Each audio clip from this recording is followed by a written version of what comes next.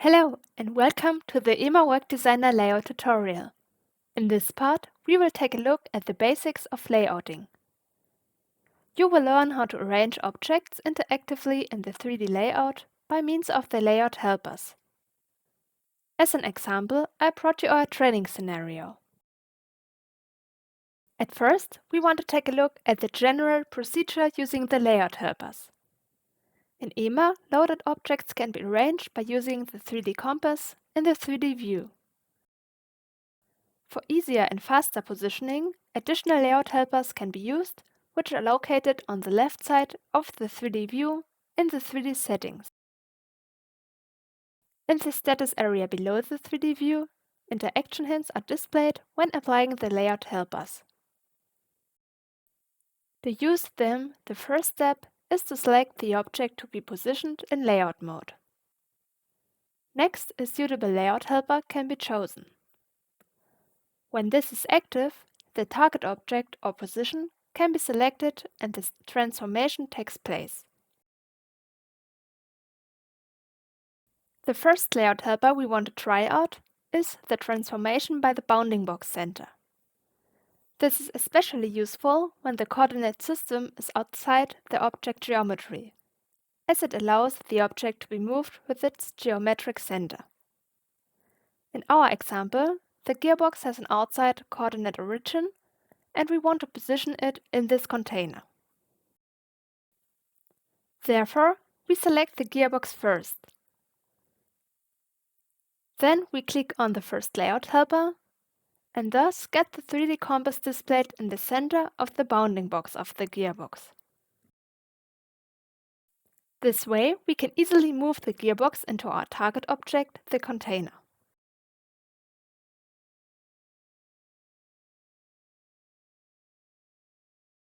When we have positioned the object correctly, the transformation can be finished by clicking the Escape key. A hint on how to deselect the respective layout helper can be found in the status area at the bottom left. Until the active interaction is complete, certain other features may be disabled.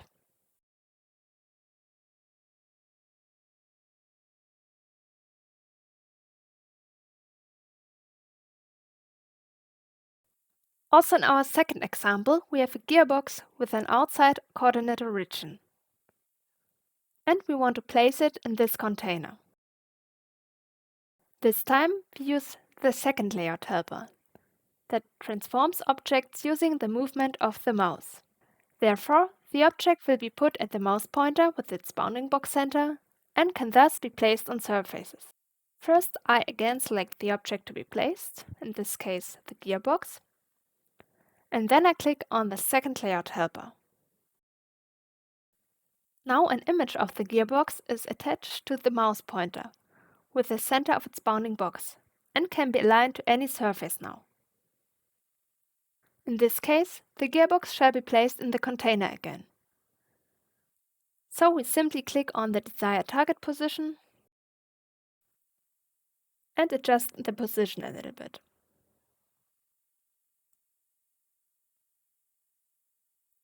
To finish the work with that layout helper, the Escape key has to be pressed again, as written in the status area. Another possibility to place the gearbox in the container is the third layout helper. Here objects can be arranged in the center of their reference objects, which is useful, for example, when objects have to be arranged in the middle of a box. To do this, I first select the object to be placed, which is again a gearbox. Then I activate the layout helper. Next, I click on the reference object in which the object to be placed should be arranged, for example, this container. And here EMA asks whether the selected object should be structured as a child object of the selected reference object. So the gearbox should become a child object of the container. That's why I select yes here. Now a hierarchy is created between the objects, which can be seen in this structure tree.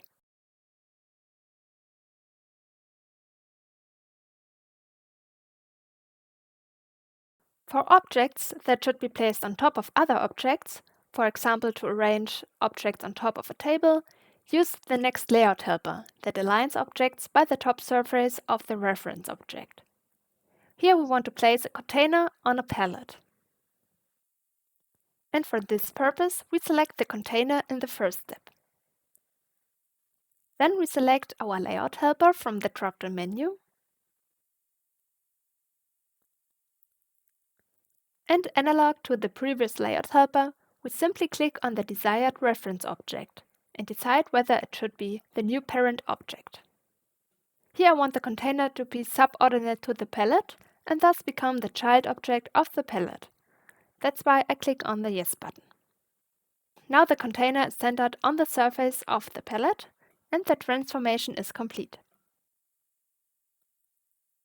In some cases, it's useful to take over the coordinate system of another object, for example if you want to replace objects or quickly take over another position. In our example, I would like to arrange the upper part of the gearbox on top of the rest of the gearbox. To do this, the first thing is to choose the upper part, in this case the parent, the 3D node. Then I select the layout helper. And now an object from which the matrix should be adopted can be chosen. For this purpose, an object can be selected in the structure tree or in the 3D view, or a new marker can be added at any position. Additionally, there is an option to create a reference of the selected target object and select this reference as a new target. In our example, we select the lower part of the gearbox as the target position.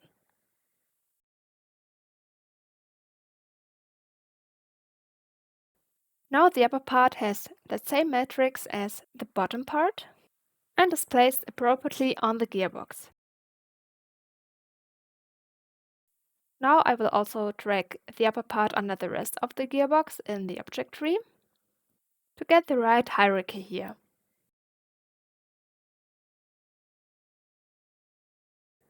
The next layout helpers we'll look at include various functions for moving and rotating objects, as well as inverse kinematic functions.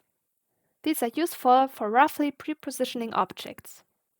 To arrange the just assembled gearbox in the container, we use the point-to-point transformation from the translation layout helpers as an example. There is also a plane-to-plane transformation and the plane-to-plane transformation with direction transformation, which work according to the same principle. First, we click on the gearbox again and then select the point-to-point transformation. Here you can first click on the start position of the gearbox over here.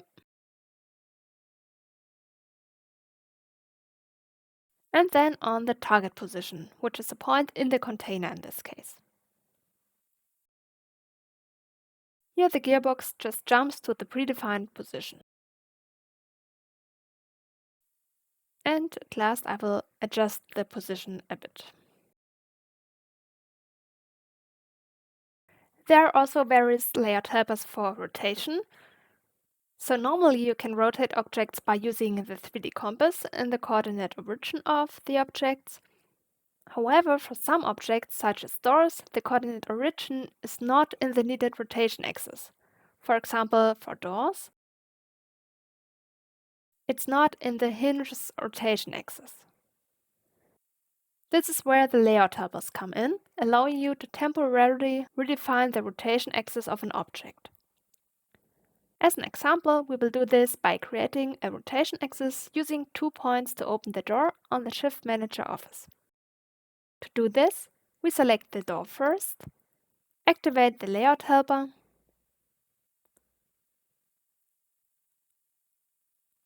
and then click on 2 points on the side of the door. And the new temporary rotation axis appears. With this, the door can be easily rotated to the desired position.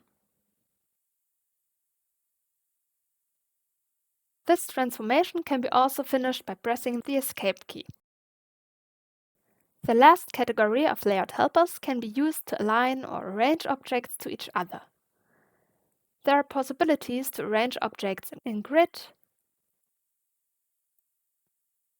based on a selected distance to each other, or to align objects to certain axes. At first, we will arrange the 4 pallets with the containers and gearboxes in grid. To do this, I will first complete the structuring of the objects and arrange the gearboxes as child objects of the containers.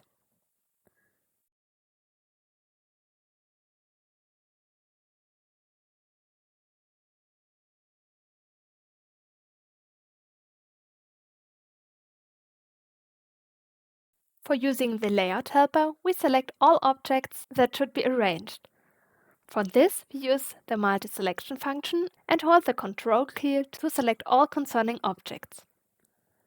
Then we select the layout helper and type in the wished grid cell size, for example, 2000 mm. Then we can decide whether to arrange the objects in a 2D or 3D grid, and we want to arrange the containers in the 2D grid here. So now we have 4 pallets rearranged in the defined grid size. As a last step, we want to place the containers and pallets in a row next to the rest of the material supply, and we use the second layout helper in the drop-down menu for this to align the pallets side by side. Therefore, we select the 4 pallets again and choose the layout helper.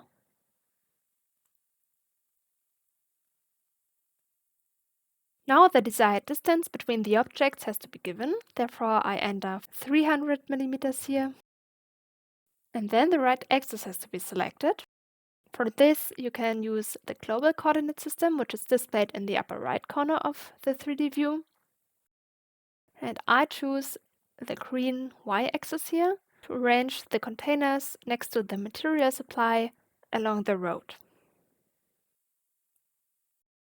Now the containers only have to be moved to the rest of the material supply. With that, we also come to the end of this part. Thank you for watching this tutorial. See you next time.